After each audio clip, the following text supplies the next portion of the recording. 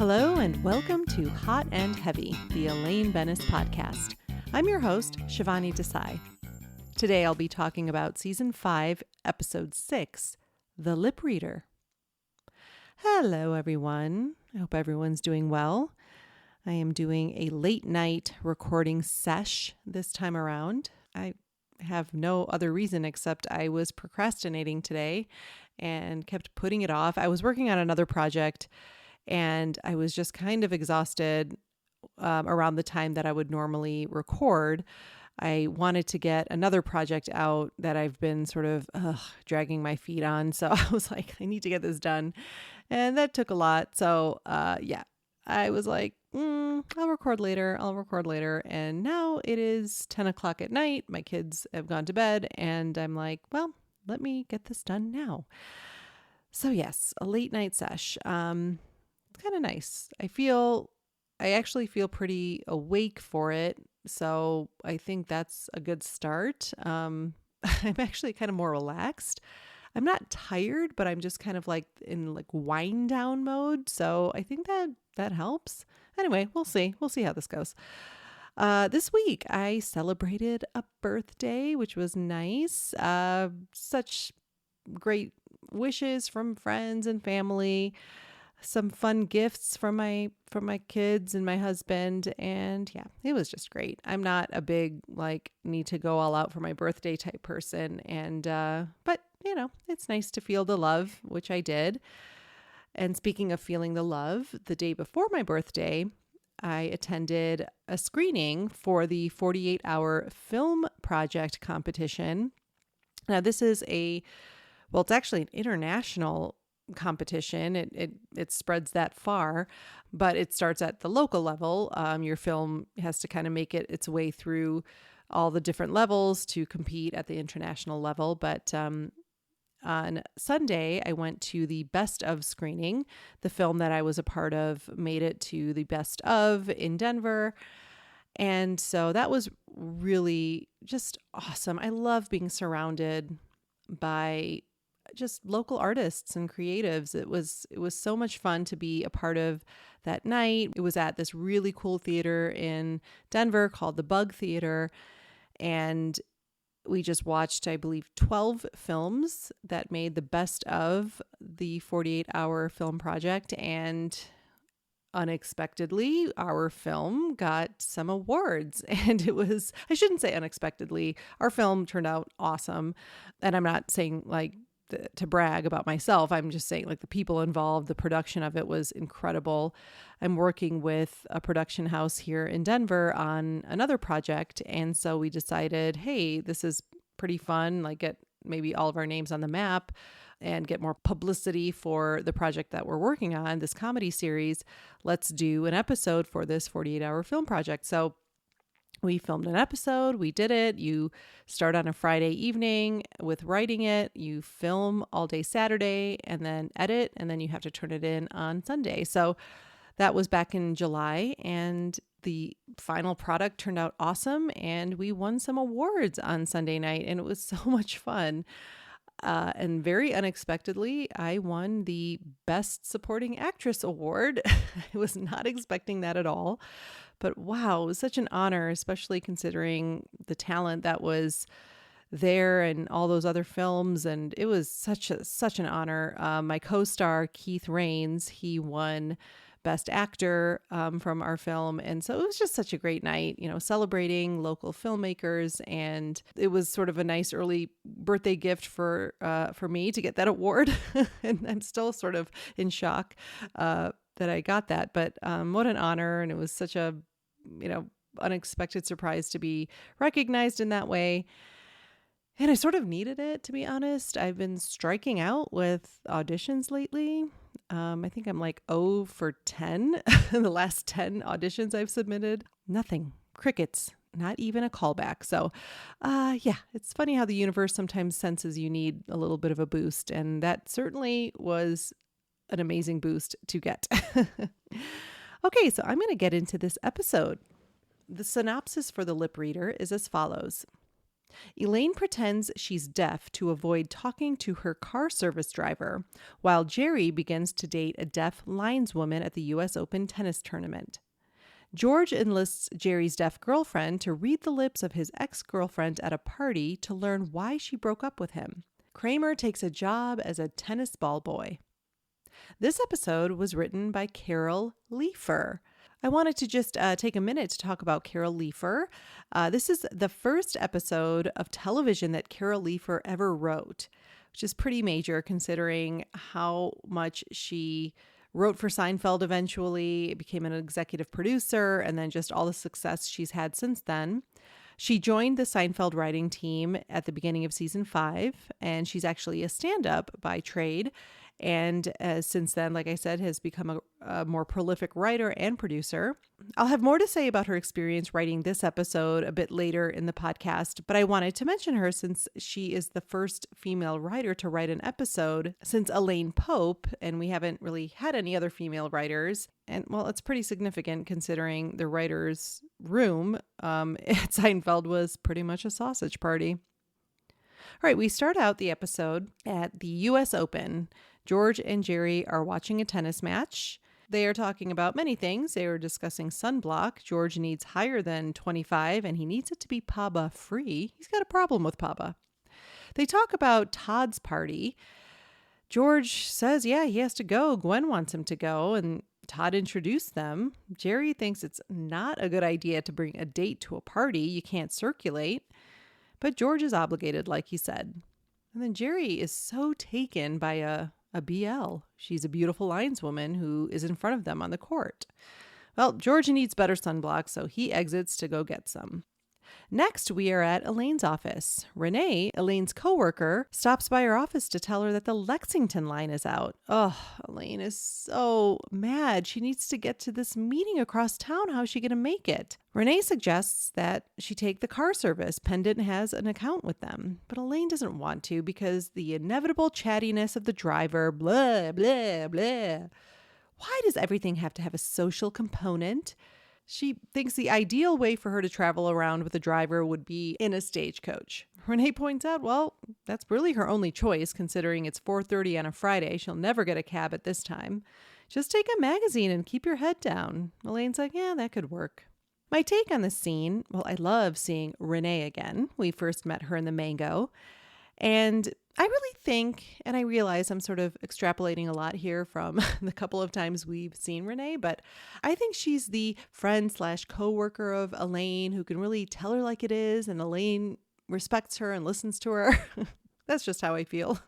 I love that energy from Renee. Elaine's dialogue in this scene, I don't love it. It's a bit forced. Like the whole stagecoach thing, it sounds like she's doing a bit, and it just didn't really feel right or natural for Elaine.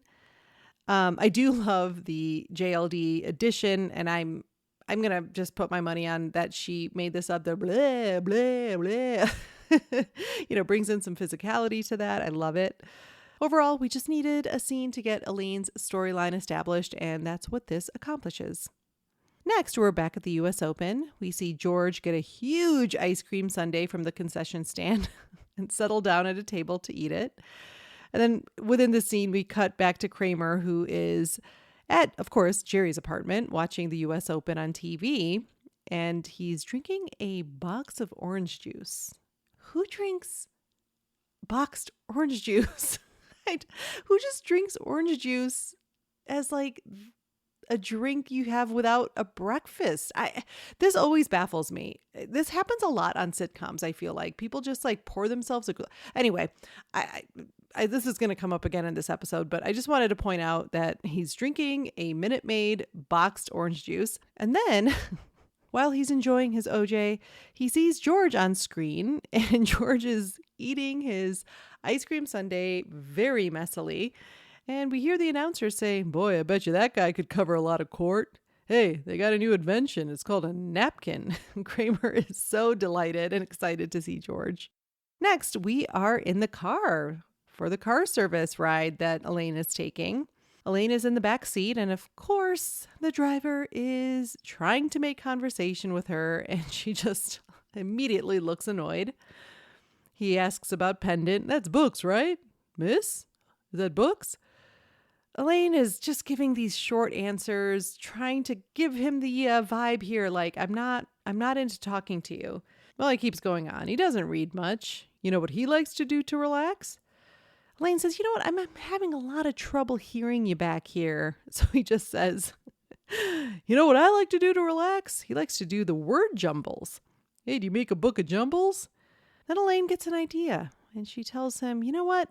I'm actually going deaf. And then pretends to mishear him because he asks about a hearing aid. Am I fearing aids? Oh, yeah, sure. Who isn't? But you gotta live your life. No, I said, forget it.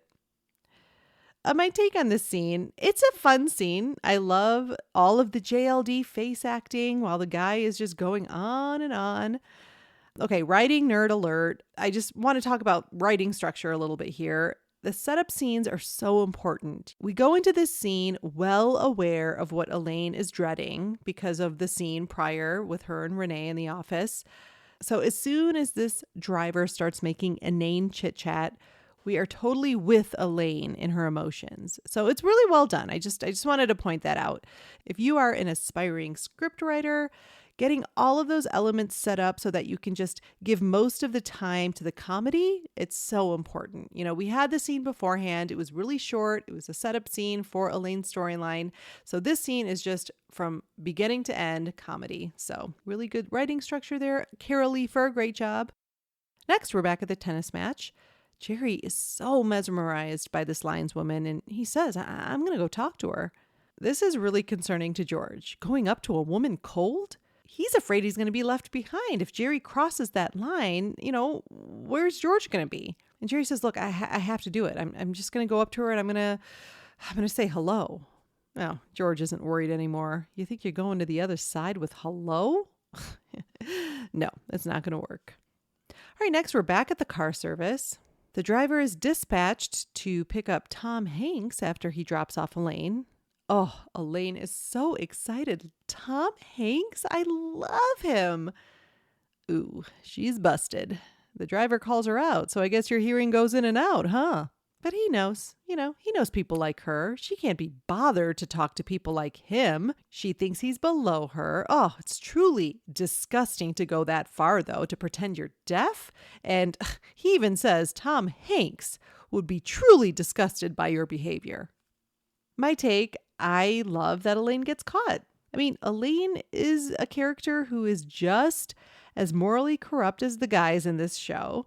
And we don't spare her any humiliation just because the fact that she's a woman, So I love seeing that. Elaine is just as equally humiliated in this show as all the other principal characters. And it's what makes the Elaine Bennis character so different and hilarious.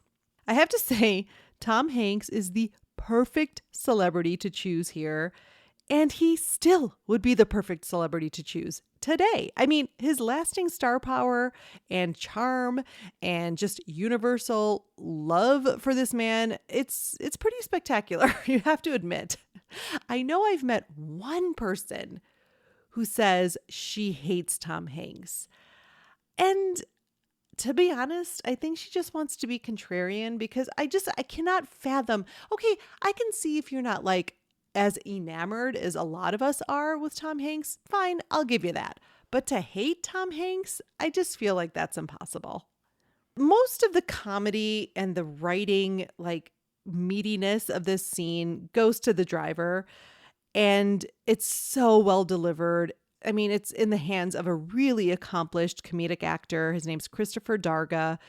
And so, even though I would have loved for Elaine to get more of the comedy here, he does a great job with it. And the writing for him is fantastic. I love his delivery of the, God forbid you could discuss the jumbles. Oh, so mad. He is the perfect actor for this role, and he just does an amazing job with it. All right, then we're back at the tennis match. The match is now over, and Jerry is slowly approaching the lineswoman. He tries to get her attention, and she seems to be totally ignoring him, which upsets him. Oh, that's nice. Nobody's even talking to you. Oh, you big lineswoman. Like that's some kind of a cool job. Jerry gets so annoyed that he decides he's going to confront her. He walks onto the court, and as she turns to him, he says, "Well, what are you, deaf?" And she says, "Bingo." All right, so Laura the lineswoman is played by Oscar winner Marlee Matlin. She's an Oscar winner. She won the Oscar for her performance in the 1986 film Children of a Lesser God. I mean, she's certainly a groundbreaking actress since she's almost completely deaf. I found this interesting. It's believed that she was born fully able to hear, but due to a genetically malformed cochlea, her hearing receded over the first couple of years of her life. So I just thought that was interesting. She is a really fascinating woman. I loved reading so much about her in my research for this episode, and so much success as an actor. And she is so great in this episode. I think she's really funny and just, yeah, she nails it as Laura the lineswoman. Next, we are at Jerry's apartment. Jerry is telling Kramer about the deaf lineswoman that he's going to go out with. Kramer is fascinated by this, and he knows actually how to sign because of a deaf cousin that lived with him for about a year. Elaine enters and sees Kramer signing, and she asks what this is all about. Jerry tells her about the deaf lineswoman, and she does a get out shove, except she says, "That's amazing," while she shoves, well, it's actually a double shove, Jerry into Kramer. She tells the guys how she pretended to be deaf so this driver of the car service wouldn't talk to her. Jerry says, "Well, that's a good idea." But she says, "Backfired. He caught me hearing." Elaine admits, it was terrible, but I'm not a bad person. So she goes into how she is a good person. She's nicer to squirrels than most people, just says "get out of here" to them. When she sees freaks in the street, she never stares, yet she's careful not to look away because she wants the freaks to feel comfortable. She does not poof up her hair when she goes to the movies. She's a good person. And she finally says, "Oh, God, I have to make it up to this guy. She won't be able to live with herself." Jerry suggests maybe getting him tickets to something. Kramer has a hookup, of course, to getting tickets to maybe a rock concert. This really excites Elaine. "Thanks, Kramer." Kramer asks Jerry to ask the lineswoman how he can become a ball boy. He really wants to do that. Jerry points out the pretty obvious fact that they're ball boys, not ball men. Well, there ought to be ball men. Fine. He'll talk to her, break the ball barrier. And I want to point out here, you guys are going to think I'm so crazy, but Elaine is pouring a glass of orange juice that Jerry takes from her, and then she drinks orange juice out of the carton. What is with all this orange juice drinking? I don't get it. I guess I don't know. Was this a thing in the 90s that people did? I don't know. I'm probably not the right person to judge this because I'm not even an orange juice drinker at breakfast. So I don't know. You guys let me know. Email me at elainepodcast@gmail.com if I'm totally off here. Do a bunch of you just drink orange juice throughout the day? It's just like a drink of choice when you just are thirsty. Just drink water. I don't know. I think it's the acidity of it that just puts me off. I just think to drink it by itself, I would need something like toast and eggs and bacon to kind of combat that acidity. I get heartburn just thinking about it. Maybe that's why. I get heartburn, guys. I'm 44. What do you expect? Elaine mentions after taking a big old swig of orange juice from the carton that a friend of hers saw George on TV during the tennis match. Oh, and this reminds Kramer, yeah, I saw him too. He was eating a hot fudge sundae and that he had chocolate all over his face and does a really funny impression of the way George was inhaling it. I like when scenes end with them laughing. So Elaine and Jerry are laughing so hard at Kramer's impression. My take on this scene, the double shove, great moment. I love it. I love the line, "He caught me hearing." JLD delivers that so well. Sounds so dejected. I want to point out we're still sort of lingering in the conscientious Elaine era here. Not sure that later Elaine would feel so bad about lying to a driver about being deaf. But I'm not mad at it. Look, I mean, her guilt about this and the gift of the Metallica tickets later to the driver is a way to link all the stories and all the hearing issues and all that stuff to the plot's dovetailing. But just seeing Elaine feel this guilty, I still think it's a bit of a stretch, but maybe not at this point. Again, I think we're still in this. Elaine is still holding on to being a good person before she's completely corrupted by Jerry and the gang. I love the examples she gives about how she's a good person. They're so disparate in circumstance, like squirrels, freaks, movie patrons, huh? This is very funny. All right, next we are at Monk's. Gwen and George are at a booth, and Gwen is breaking up with him. He doesn't understand. He thought things were going great. And then Gwen has the nerve to try and pull the "it's not you, it's me" with George. This offends him. That is his move. So finally she admits, "Okay, George, it's you. You're damn right it's me." The actress who plays Gwen is Linda Cash. She's a very accomplished comedic actress who got her start at Second City, Chicago. I know her best from the movie Best in Show, a Christopher Guest amazing mockumentary. She plays Faye, the wife of Larry Miller's character. Now, Larry Miller's another Seinfeld alum. He plays the doorman in a future episode.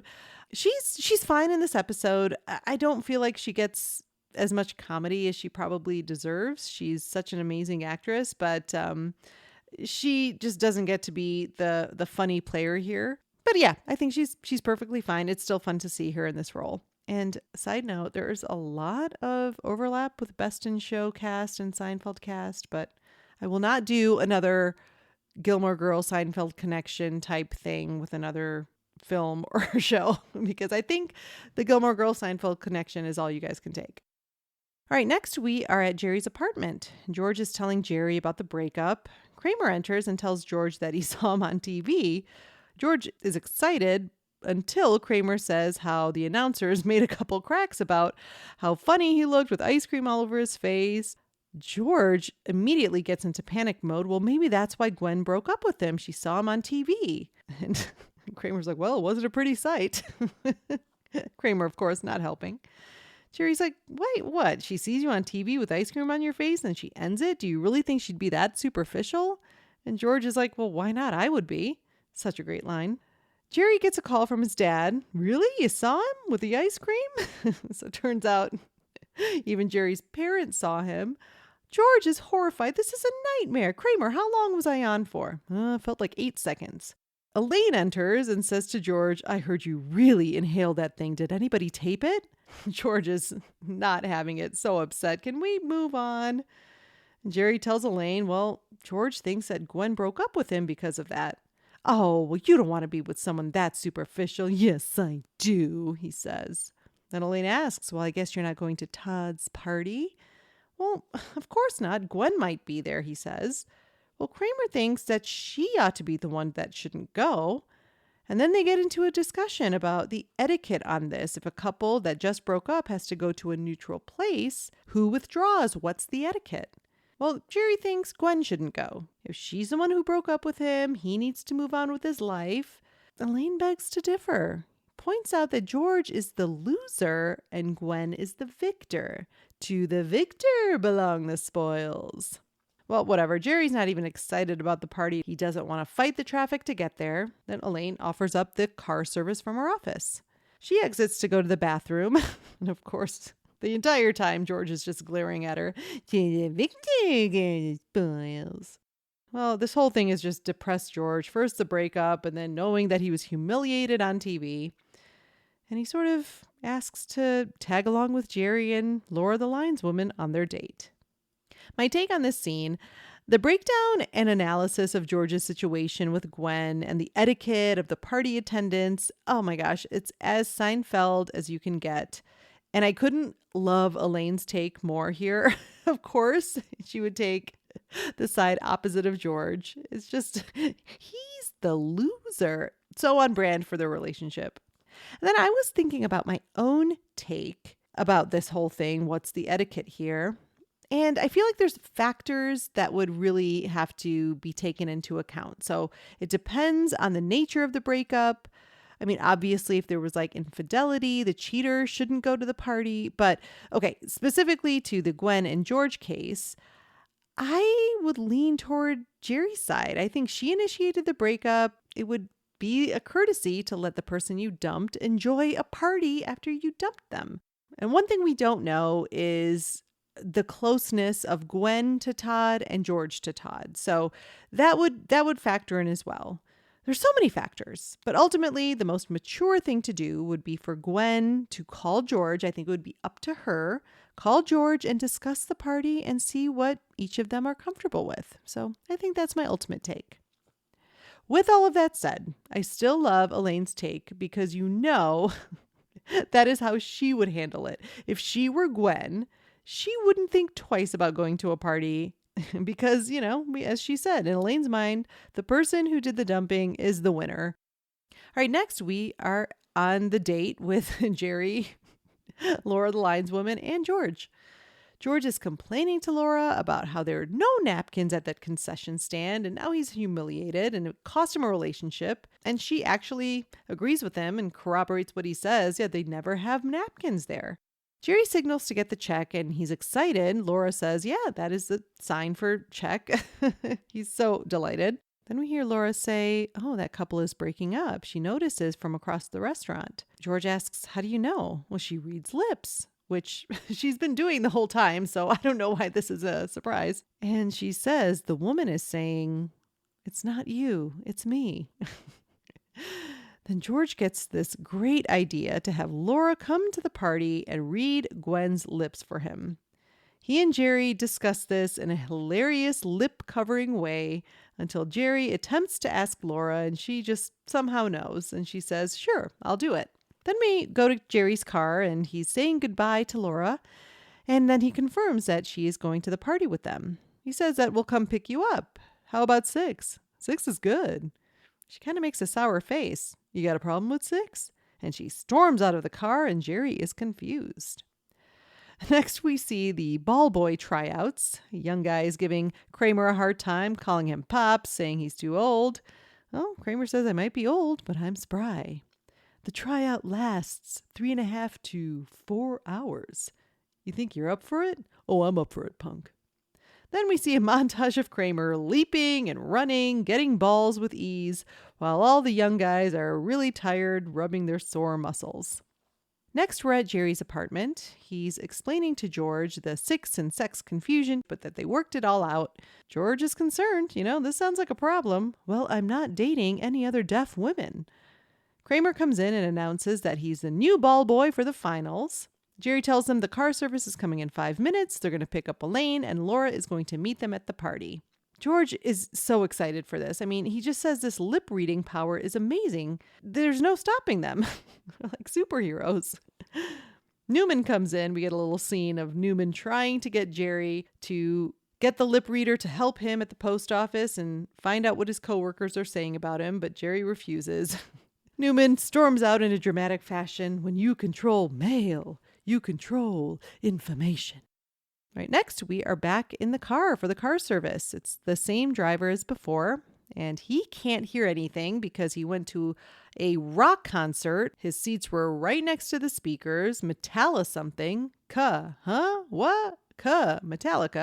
He thinks it was a sick joke by this woman. We know it's Elaine. Then Elaine gets in the car, and the driver gets angry and throws all of them out. Then we are at the party. They arrive late, and Laura points that out. She points to her watch. Hey, now I know 2 signs. Kramer tries to sign to Laura, but it looks like gibberish. Laura can't understand anything he's saying. Kramer says to Jerry, she doesn't know what she's talking about. Todd comes over to say hello, pulls George aside and says, I can't betray Gwen's confidence. Well, George wouldn't dream of it. You know what? He'll even stay on the other side of the room. Todd is so impressed with how balanced and secure George is. Then Gwen arrives and they all get into position. The lip reading begins, and there's a misunderstanding between saying sleep together and sweep together.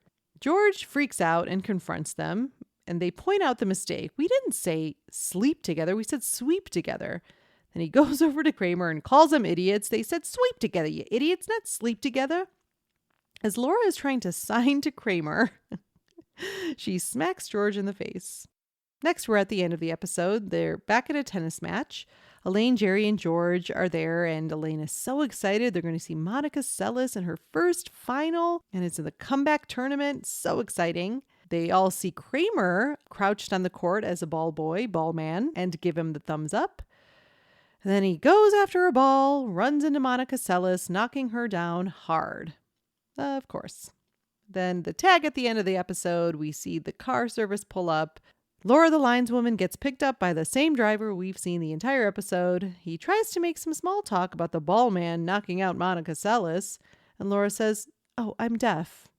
Ooh, he's pretty suspicious. All right, I'm going to take a quick break, and I will see you on the other side. The year is 1984. Van Halen just came out with their album 1984. And you're putting the speakers in your Trans Am to the test with hits like Panama and Hot for Teacher.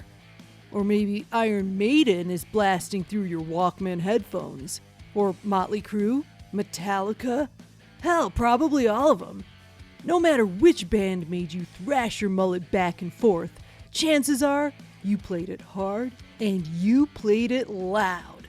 But today, your body isn't so resilient to rocking that hard. And while you'll never abandon your metal roots, enjoying that music has to be done with some consideration to your aging chassis. That's why you need Headbanger Helper, a kit for those of us who still want to rock, but with very little risk. Headbanger Helper includes earplugs, specially designed to allow all the face-melting parts of the music in while still protecting your cochlear health. Most earplugs muffle all the sound, but Headbanger Helper earplugs are specially designed so that sweet-ass guitar solo and high-pitched David Lee Roth squeal soars into your ears at a comfortable volume. Also in the Headbanger Helper kit is a topical heat rub for your neck and any other joints that could sprain or spasm. Just rub it on, raise the devil horns, and bang that head to your heart's content. Speaking of your heart, Headbanger Helper also comes with a few baby aspirin, which has been proven to prevent heart attack and stroke. Just because you've gotten older doesn't mean you have to stop rocking out, man! With Headbanger Helper, feel free to dust off those old tapes and relive those glory days of your youth. So don't go deaf listening to Def Leppard or Pantera, a neck muscle. Purchase Headbanger Helper today. Headbanger Helper. You don't have to settle to be metal. And we're back. There was commentary on this episode, and it was by Carol Leifer and Peter Melman, two writers of Seinfeld. Carol says she pitched the idea to Jerry and Larry with one line. What if you had a deaf friend who could read your girlfriend's lips from across the room? And they said, that's a show. Peter Melman pointed out that this was the dream. As a Seinfeld writer, it was a dream to pitch to Larry and Jerry and have them tell you that's a show. Carol said that George eating the ice cream sundae was based on her actually seeing something like that while she was watching the US Open. They were just showing footage from around the tennis center, and she was like, this poor guy has no idea that the announcers are ripping on him. So that's where George's storyline came from. Elaine's storyline was based on Carol's experience as a stand-up comedian. She'd often have car services taking her from airports to hotels or the gig. And always, she said, guys picking her up would always talk to her incessantly. And she tried all different ways to get them to stop, like the magazine thing. She would even say she can't hear them, like all of these things, but it would never work. They would just be super chatty. They talked about how thrilled everyone was to get Marlee Matlin to be in this episode. Apparently, Carol wrote the episode with Marlee Matlin in mind. And so they reached out to her people and it was like a quick yes. They were like, it was so thrilling to get that because that's what you want, especially if you have one person in mind. And she was very quick to say yes. Carol Leifer said when she was writing the episode, she had spoken to some deaf people about words that are easily mistaken when lip reading. And she was told, I thought this was hilarious, that vacuum and fuck you look exactly the same. So that can be confusing. Just think that's awesome. Vacuum, fuck you. Huh. And finally, from the commentary, I like this little tidbit. Carol and Peter said that Jerry and Larry really involved whoever the writer was for the episode. They really involved the person in all aspects of creating the episode, the casting, the set design, all of it. So they just really loved that experience. I love to hear that. In the notes about nothing, there was a quote from JLD on Elaine's moral ambiguity. She says, quote, "I think Elaine would go out with anyone if they showed interest in her. She's nuts. I'm sure it's a self-esteem problem. I mean, she's hanging out with these three guys in a ratty apartment. Where's the self-esteem there? Elaine should be looking for an analyst." End quote. She's pretty hard on Elaine. I think a lot of these quotes we hear, she's just, I think because Julia Louis-Dreyfus herself is such a secure person with high standards, probably, of like the type of people she wants to hang out with. So to her, it's unfathomable to hang out with men like this. So I just thought that was a funny quote. Another thing mentioned in the notes about nothing, journalists thought Elaine was based on Carol Leifer since she and Jerry had dated in the 80s and then remained friends after the breakup. But Carol said it absolutely wasn't true. There was a quote from Carol Leifer about her time writing on Seinfeld. Quote, "It's become this cultural kind of institution with all the catchphrases from the show. It's really rare to be able to work on a classic show like that, and I feel so lucky that I was there." End quote. And finally, in the notes about nothing, Marlee Matlin was nominated for an Emmy for this performance in the category Outstanding Guest Actress on a Comedy Series. Pretty cool. All right, let's move on to Contributor Corner. Greg sent in some thoughts this week. He says, "This is another one of my favorite all-time episodes of Seinfeld. All four have great storylines in this that bring the best out of each." I agree. Moving on to Greg's next thought. "I like how Elaine describes the problem she's going to have before she has it. It's an interesting writing choice to have her clearly state why she hates using the car service before it happens. This way, we already know what's going through her head when the driver does in fact start talking. I feel like this is a universal thing, especially with Ubers today. Nobody wants their driver to talk to them." Wow, Greg, I can't believe you said this because I did point this out. So for all of you who might not know this, I don't read any of the contributor comments until I'm recording so that I can just go in fresh like Frank wants to with Firestorm. So I think that's amazing that you just said this because yes, the writing choice to have this set up and so that we just have all the comedy in the entire scene for when she does take the car service is it just works so well. You know, I'll chat it up with an Uber driver some days and other days I'll just keep my head down on my phone. I do remember taking an Uber from the airport after I traveled back from Detroit. I had attended the Detroit Improv Festival and drank way too much. I was super hungover the day I traveled back to Colorado. And I did tell him, though, I remember I was super quiet. He made some small talk in the beginning. And I was just like, I cannot, I'm just trying to concentrate on not throwing up right now. And it was like in the last 5 minutes of the ride, I said, "I'm so sorry. I'm kind of antisocial, but I'm really hungover." And I think he appreciated that. I wasn't just trying to be rude. I couldn't talk. My head was pounding. Greg's next thought. "I also really love how Elaine literally lies about being deaf, but immediately feels bad once she's caught. Her face when the driver says, 'Mr. Tom Hanks would be disgusted by your behavior,' shows how guilty she feels. And in her next scene explaining to Jerry and Kramer that she's a good person, I love how she delivers the line, 'When I shoo squirrels away, I always say, get out of here.' Totally on the same page. Yes, there's that split second. I didn't mention that. After he says how Tom Hanks would be disgusted by her behavior, she sort of tilts her head like, yeah, he would be. Oh my gosh. Like, she does feel bad. There's no defending herself. I do love that. And it's so much face acting, which I know you love, Greg. Next, Greg says, while Elaine's storyline is great and she delivers as always, I have to give a shout out to Jason Alexander on another great performance as well. I love that moment when Elaine says, if she's that superficial, you don't want her. And she lightly smacks him, and then he dramatically slaps back with the, yes, I do. And then the following, the spoils. Once again, that dynamic between George and Elaine is always perfect.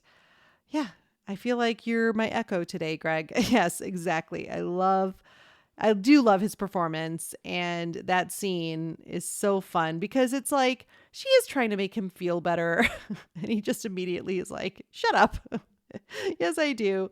And then she says something to just completely insult him, and it's just perfect. Best relationship on the show, George and Elaine.